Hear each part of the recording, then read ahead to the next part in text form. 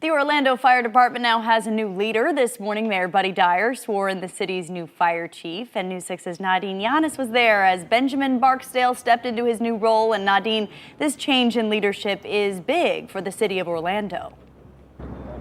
It is a big change, Kirsten, and this was a traditional ceremony. The City of Orlando's fire department reaching 135 years of this tradition. And the mayor says, though this was a typical ceremony, what's not typical is the fact that they've brought in this new chief from the outside and not hired within. So take a look at this swearing ceremony that happened this morning as they introduced Chief Benjamin Barksdale. He was sworn in as the new fire chief.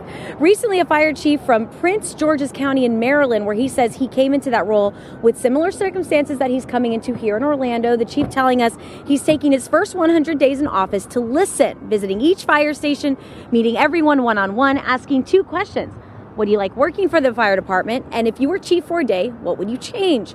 It's an important question after the former fire chief, Roderick Williams, resigned earlier this year amid a federal investigation that determined he and 2 deputy chiefs discriminated against a female employee. The new Chief Barksdale ready to change the culture after speaking to the firefighters so far.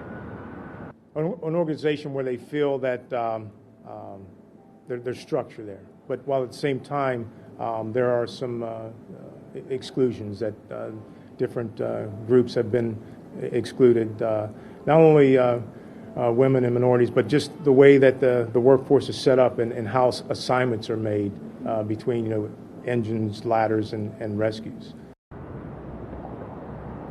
And so the chief wants to be more inclusive within the department, allow for more promotions within, and of course be more diverse. We're going to hear more about what he plans to do. And he says, Kirsten, he's not going to make any changes until his first 90 to 100 days, so he continue listening to what the firefighters want. All right, Nadine Yanis reporting live for us from Orlando. Thank you, Nadine.